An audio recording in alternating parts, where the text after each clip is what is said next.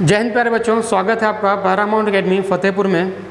आज हम लोग पिछले वीडियो के आगे का शुरू करने वाले। लास्ट वीडियो में हमने भारत की भौगोलिक स्थिति पढ़ी थी और उसी का आगे हम लोग शुरू करेंगे भारत की स्थलीय सीमा, तटीय सीमा और पड़ोसी देश, जैसा कि हेडिंग में दिख रहा है। तो हम लोग आज भारत के बारे में पढ़ेंगे कि इसके पड़ोसी सीमा क्या है, तटीय सीमा में कौन से राज्य हैं, कहाँ तक फैली हुई है। फिलहाल उसके पहले पिछले वीडियो में से थोड़ा सा पार्ट रह गया था, उसको भी जान लेते हैं। पिछले वीडियो का थोड़ा सा पार्ट ये रह गया था कि अक्सर हम लोग पूछा जाता है हम लोग से कि भारत का समय ग्रीनविच जो विश्व की मानक समय है उससे कितना आगे है या पीछे है। ये दो पॉइंट पूछे जाते हैं, तो कन्फ्यूजन ये होता है कि आगे है या पीछे है। तो हम बता देता हूँ मैं आपको कि भारत का समय आगे है। कितना आगे है? 5.5 घंटे आगे है। आगे क्यों है? ये पृथ्वी का जो चक्कर है वो पश्चिम से पूर्व की ओर है, पश्चिम से पूर्व की ओर है। ठीक है। पूर्व में जब सूर्य की किरणें निकलेंगी तो सबसे पहले अपने भारत में, क्योंकि हमने पिछले वीडियो में हमने देखा था कि भारत की स्थिति कहाँ थी। भारत की स्थिति थी इस जगह पे, ये रही भारत की स्थिति, ऐसे भारत बना हुआ था। अब जब सूर्य किरणें पड़ेंगी तो पहले भारत में पड़ेंगी, इसका आगे बढ़ते बढ़ते कहाँ आएंगी? 0 डिग्री विश्व जो देशांतर रेखा है, 0 डिग्री देशांतर रेखा पड़ेंगी। तो भारत की मानक समय कितना निर्धारित किया गया था? 82.5 डिग्री। प्रत्येक देश की एक मानक समय रेखा होती है और वो हर देश की मानक समय रेखा उस देश के बीचों बीच से गुजरती है। ऐसे हमारे भारत की मानक जो समय रेखा निर्धारित की गई है वो दोनों तरफ छोर से, पूर्व से और पश्चिम के बीचों बीच 82.5 डिग्री निर्धारित की गई है। और यहीं से भारत के समय का निर्धारण किया जाता है, वो चाहे भारत में हो और चाहे तुलना कर रहा हो, कंपेयर कर रहा हो विश्व का। तो विश्व की जब तुलना करते हैं तो 0 डिग्री देशांतर से तुलना करते हैं। तो भारत का समय 0 डिग्री देशांतर से कितना आगे या पीछे है भैया याद रखना है, आगे है। कितना आगे? 5.5 घंटे आगे। और ये कैसे आगे होता है तो बात सुनिएगा। 5.5 घंटे आगे क्यों है तो आगे जान लो। पृथ्वी का चक्कर पश्चिम से पूर्व की ओर रखता है। अब इधर पे सूर्य रहा, ये सूर्य रहा और ये हम पृथ्वी मान लेते हैं, ये सूर्य है, ये पृथ्वी है। अब सूर्य जब चक्कर करेगा तो सूर्य किरण यहाँ पहले पड़ेंगी, फिर इसके से घूमेगा। मान लेते हैं 82.5 डिग्री है। अब 82.5 डिग्री घूमना शुरू किया तो 82.5 के बाद कहाँ जाएगा? 83.5 जाएगा, फिर करते 90, सॉरी कम होगा, 82.5 के बाद 80, फिर 70, फिर 60, फिर करते करते कहाँ की ओर आएगा? 0 डिग्री की ओर आएगा। मीन्स 82 के पहले 81.5, 81 के पहले 80, फिर ऐसे कम करते करते 70, 50, 20, कहाँ पर पहुँच जाओगे? 0 पहुँच जाओगे। तो किरणें पहले कहाँ पड़ेंगी? अपने यहाँ। जब पहले अपने यहाँ पड़ रही हैं तो सुबह अपने यहाँ पहले होगी, जब सुबह पहले अपने यहाँ होगी तो टाइम भी अपने यहाँ क्या होगा? आगे होगा। तो ये बात तो क्लियर होगी कि सूर्य किरणें पहले हमारे यहाँ पड़ेंगी। पूर्व में निकलता है सूर्य तो पहले हमारे यहाँ पड़ेंगी, बाद में 0 डिग्री पड़ेगी तो पहले हमारे यहाँ पड़े, दिन पहले होगा हमारे यहाँ। और जब दिन पहले होगा तो समय भी अपना क्या होगा? आगे होगा। समय तो आगे होगा, ये बात समझ में आ गई। अब 5.5 घंटे कैसे आगे हैं तो ये भी देख लेते हैं। 5.5 घंटे कैसे आगे हैं? पृथ्वी अपना पूरा एक चक्कर कितनी देर में लगाती है? 360 डिग्री 24 घंटे में। एक चक्कर मीन्स 360 डिग्री कितने घंटे में घूमती है? 24 घंटे में। इसको मिनट बदलना तो बदलोगे 24 गुणे 60 मिनट। क्लियर है? तो 1 डिग्री में कितना समय लगेगा? तो ये चला जाएगा डिवाइड पे, तो 24 गुणे 60/360 कितना जाएगा? 6 बार 6 चौको 24, 4 मिनट। 1 डिग्री सूर्य किरणें चलने में कितना समय लगता है? 4 मिनट का। मीन्स जैसे आपने देखा ना कि यहाँ पे 97 डिग्री, फिर यहाँ पे कितना आएगा? 96, फिर 95, फिर 94, फिर 93, ऐसे करते करते अब जब सूर्य किरणें यहाँ पड़ेंगी तो कितना समय लेगी? 4 मिनट का। फिर अगले देशांतर चलने में कितना समय लगेगा? 4 मिनट का। फिर अगले देशांतर चलने में कितना समय लगेगा? 4 मिनट का। फिर कितना समय लगेगा? 4। मतलब प्रत्येक देशांतर सूर्य किरणें चलने में कितना समय लेती हैं? 4 मिनट का समय लेती हैं। अब बात करते हैं कि पृथ्वी की तुलना, पूरे विश्व की तुलना भारत से करना है तो भारत का समय आगे वो तो चर्चा हम लोग कर चुके हैं। अब देखिए कि 0 डिग्री देशांतर ये रही, 0 डिग्री देशांतर, और ये 82.5 जो कि भारत की मानक समय रेखा है, यहाँ से भारत समय निर्धारित किया जाता है। तो 82.5 चलते चलते कम होते जाओगे ना, 82.5, 81, 80 करते करते कहाँ पहुँचोगे? 1 में। तो ये 82.5 और 0 का डिफरेंस कितना आ रहा है? अगर मैं ये बोल रहा हूँ कि कानपुर और फतेहपुर में 78 किलोमीटर का अंतर है, ठीक है। इसके बाद मान लें कि आगे जाते हैं इलाहाबाद ले लेते हैं, इधर 120, 120। अब मैं आपको पूरा बोल दूं कि ये पूरा यहाँ से इलाहाबाद से कानपुर का डिफरेंस कितना है 200, इधर पे 180, तो ये कितना बचा 78। क्या कर रहे हैं 120 200 में 180 घटाएंगे तभी तो निकल के आ रहा है। सेम ऐसी आपकी 82 में जीरो घटाओ के अंदर कितना निकल के आएगा 82.5 डिग्री निकल के आएगा। तो 82.5 डिग्री चलने में कितना समय ले रहा है वो हमको देखना है। तो 1 डिग्री में कितना समय 4, तो 82.5 डिग्री में कितना समय लेगा। इसको फ्रैक्शन चेंज करते हैं, 2 2 ज़ा 4 5 165 इंटू 4 2 2 ज़ा कितना आएगा 330 मिनट। 82.5 डिग्री जब यहाँ सूर्य में पड़ेंगी 82.5 में, और इसका चलते चलते जब 0 डिग्री पे आएंगी तो कितना समय लेंगे तो 330 मिनट। और इसी को बदल दो घंटे में तो 5 घंटे 30 मिनट, 5 घंटे 30 मिनट, या इसे बोलते हैं 5.5 घंटे। भारत का समय विश्व की मानक समय रेखा से कितना आगे 5.5 घंटे आगे है। चलिए ये तो हमारे समय की बात हो गई। अब आते हैं स्थलीय सीमा, तटीय सीमा और पड़ोसी देश। तो पिछले वीडियो में हमने मैप बताया था, वहाँ पे राज्य हमने ड्रॉ किए थे।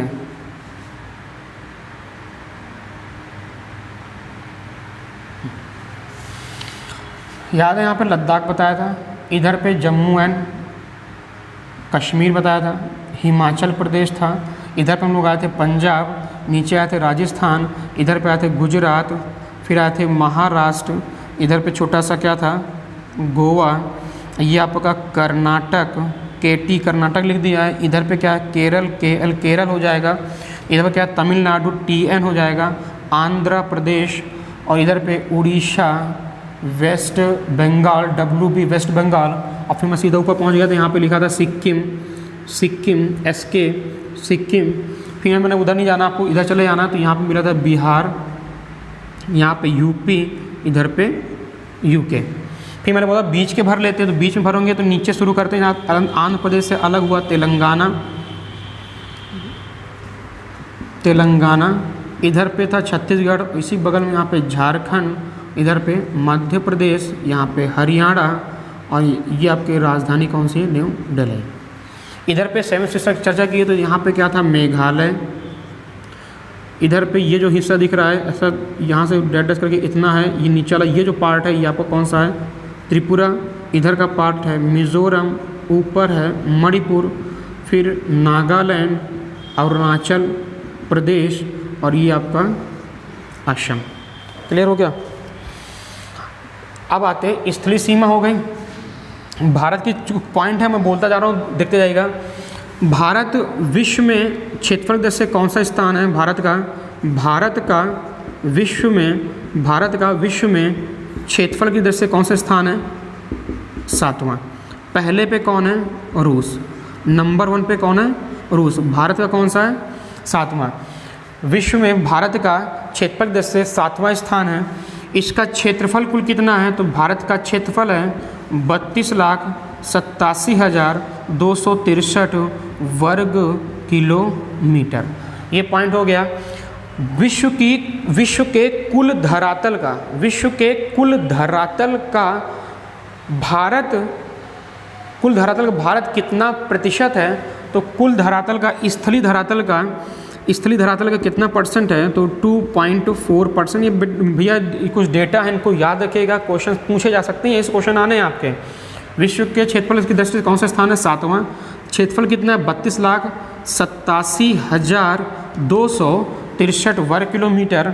और विश्व के धरातलीय स्थल का कुल कितना प्रतिशत है, तो 2.4% है। इसके बाद आते हैं तटीय सीमा और स्थलीय सीमा। तटीय सीमा जो समुद्र के तट पे बने हुए तटीय सीमा है, स्थलीय सीमा जो स्थल से जुड़े हुए हैं। स्थलीय सीमा का विस्तार होता है तो यहाँ से शुरू होता है, और स्थलीय सीमा का विस्तार आपका यहाँ तक भारत का। ये जो पूरा हिस्सा है ये स्थलीय सीमा का है, और इसकी कुल दूरी जो है स्थलीय सीमा की कुल लंबाई स्थलीय सीमा की लंबाई कितनी है 15,200 किलोमीटर। 15,200 किलोमीटर स्थलीय सीमा की है, और जलीय सीमा की जलीय सीमा की लंबाई कुल है 61, जलीय सीमा की 6100 किलोमीटर। अब इसके बाद द्वीप सहित अगर बात करेंगे, द्वीप सहित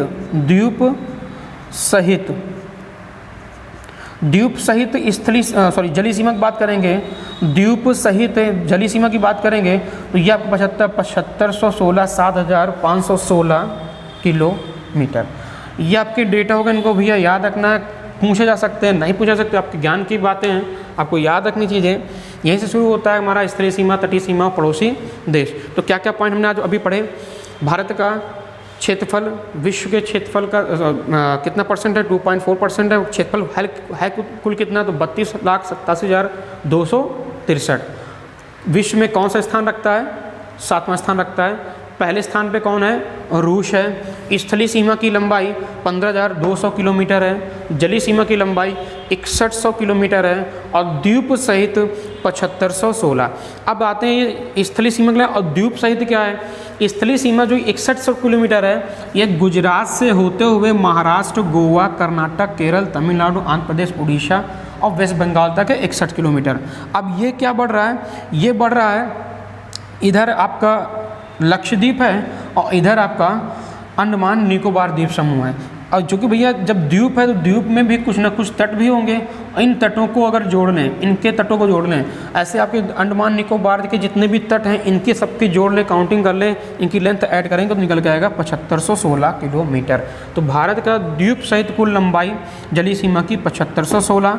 नॉर्मल जलीय सीमा की लंबाई भारत की जल तटीय सीमा की लंबाई 6100 किलोमीटर और स्थलीय सीमा की लंबाई 15,200 किलोमीटर। एक तो ये आपका डाटा हो गया। नेक्स्ट आते हैं,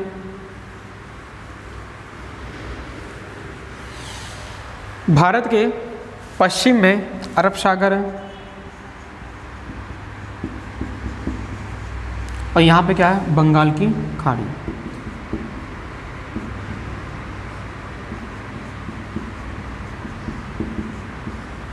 इधर पे जो द्वीप मिलेगा वो है लक्षद्वीप और यहाँ पे द्वीप समूह मिलेगा अंडमान एंड निकोबार द्वीप समूह। नीचे इसका हिंद महासागर है और पिछले वीडियो में हमने चर्चा की थी, हिंद महासागर का मोती किसे कहा जाता है, श्रीलंका को कहा जाता है। अब चर्चा करते हैं स्थलीय सीमा। स्थलीय सीमा की लंबाई में मैंने कितनी बताई थी, 15,200 किलोमीटर। और स्थलीय सीमा में कौन कौन से पड़ोसी देश इसके, तो इधर पे आपका पाकिस्तान है,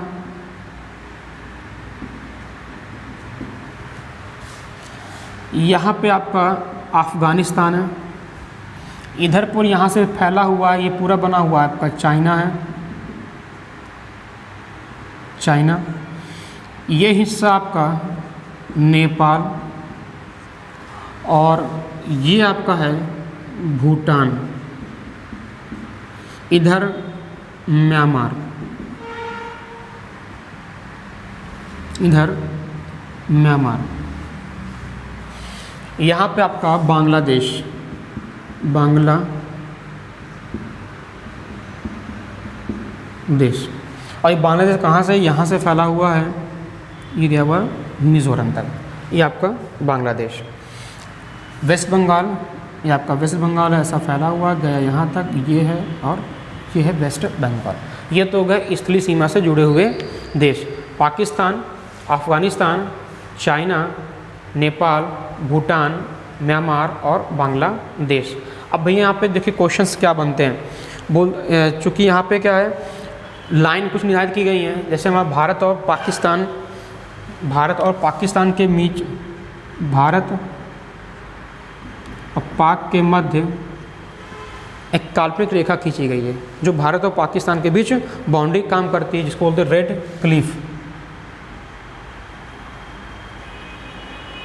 क्लिफ रेखा।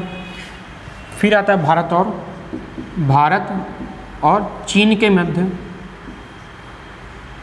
मैक-मोहन रेखा। फिर तीसरा आता है और है डूरंड। अक्सर हम लोग क्या होता है, भारत और अफगानिस्तान लिखते हैं, जो कि गलत हो जाना है, इसको याद रखिएगा। ये पाक और अफ़गानिस्तान के मध्य है। यह हो सकता है पाक अधिक कश्मीर है, क्योंकि ये हिस्सा क्या है ना कि भारत के हिस्से में नहीं, ये पाक के हिस्से में और ये आपका चाइना के हिस्से में।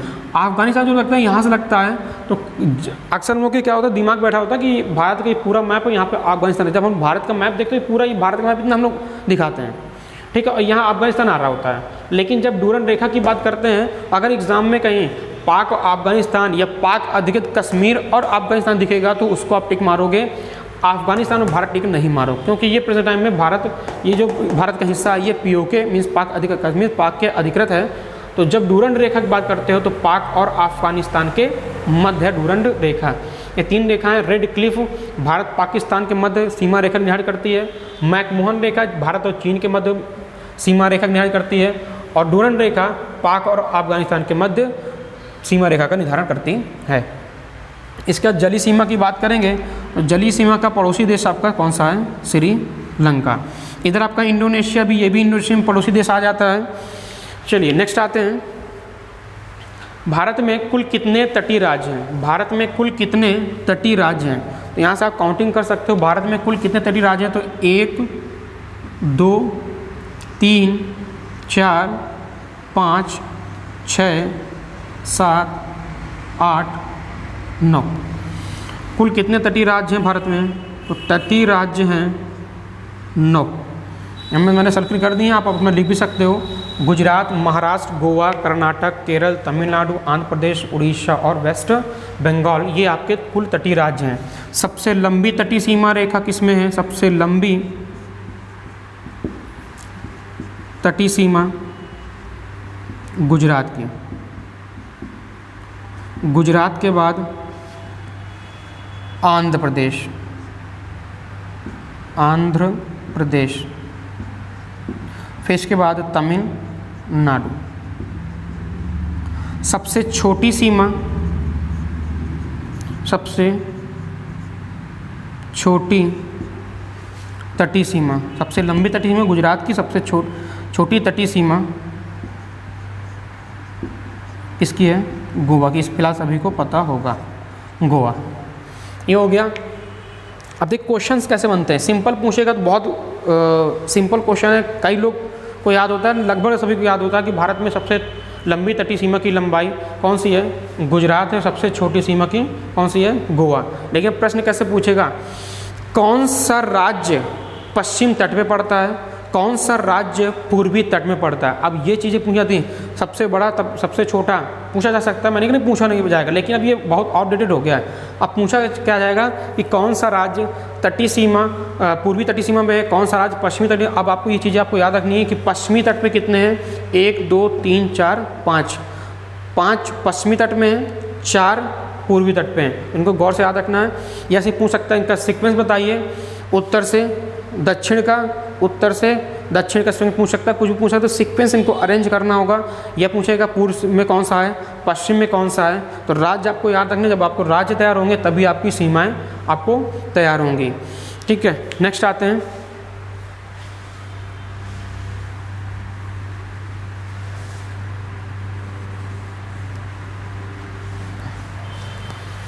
इसको मैं इरेज कर दे रहा हूँ।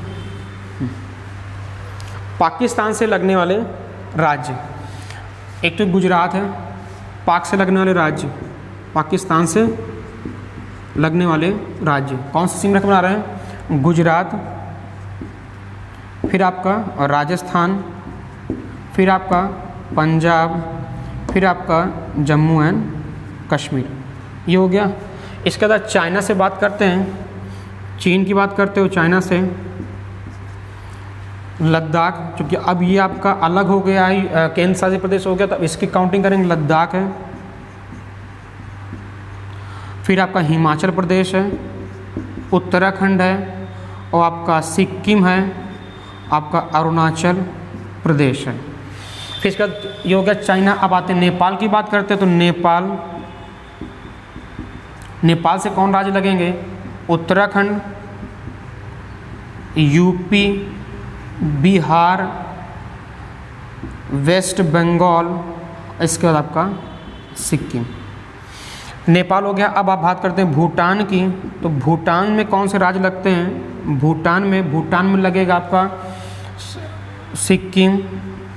फिर ये जो आपका वेस्ट बंगाल है ऊपर तक है, भूटान में ये टच करता है। यहाँ पे ध्यान रखिए, मैप देखिएगा वहाँ पे मिलेगा वेस्ट बंगाल भी भूटान से टच करता है। असम, अरुणाचल प्रदेश, ये आपका अरुणाचल प्रदेश भूटान से टच करेगा। नेक्स्ट आता है भूटान के बाद पहुँचोगे उधर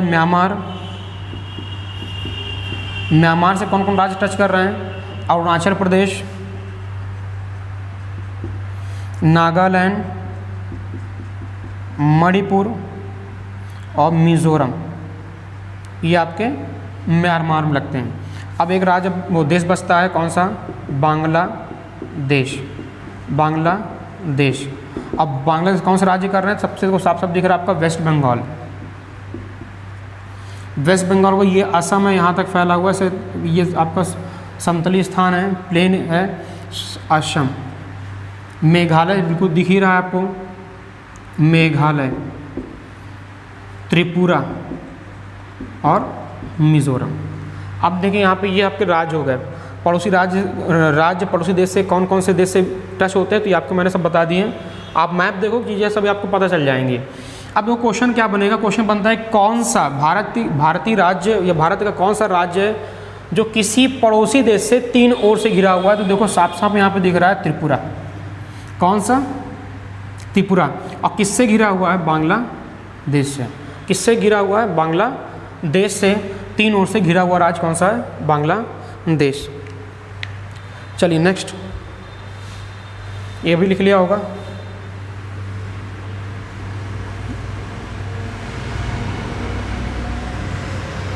अब एक क्वेश्चन और बढ़िया क्वेश्चन दिख रहा है आपका कि क्वेश्चन बनेंगे कि निम्न से कौन सा राज्य स्थलीय सीमा और तटीय सीमा दोनों बनाता है? अब स्थलीय सीमा तो कहते हो सर स्थलीय सीमा सभी राज्य बन रहे हैं, बट स्थलीय सीमा का जब सेंस आता है तो स्थलीय सीमा देखते समय स्थलीय सीमा लिखा हुआ है, ठीक है, तो ये स्थलीय सीमा ये कहलाती है, ये ना कि ये राज्य का है। तो अब एमपी तो एमपी पूरा स्थल है, तो ये भी पूरा हमारा स्थलीय सीमा कहलाएगा?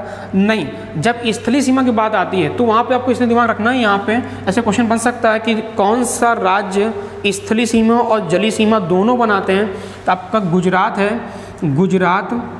और दूसरा देखिएगा इधर पे, तो ये आपका वेस्ट बंगाल है, यहाँ पे आपका बंगाल की खाड़ी है, ये बंगाल की खाड़ी में ये टच होता है और स्थलीय सीमा तो बनाता ही बनाता है। तो 2 राज्य भारत के ऐसे हैं जो स्थल और जल सीमा दोनों बनाते हैं, स्थल प्लस जली दोनों सीमा कौन से बनाते हैं? अंतर्राष्ट्रीय कौन से बनाते हैं? गुजरात और वेस्ट बंगाल।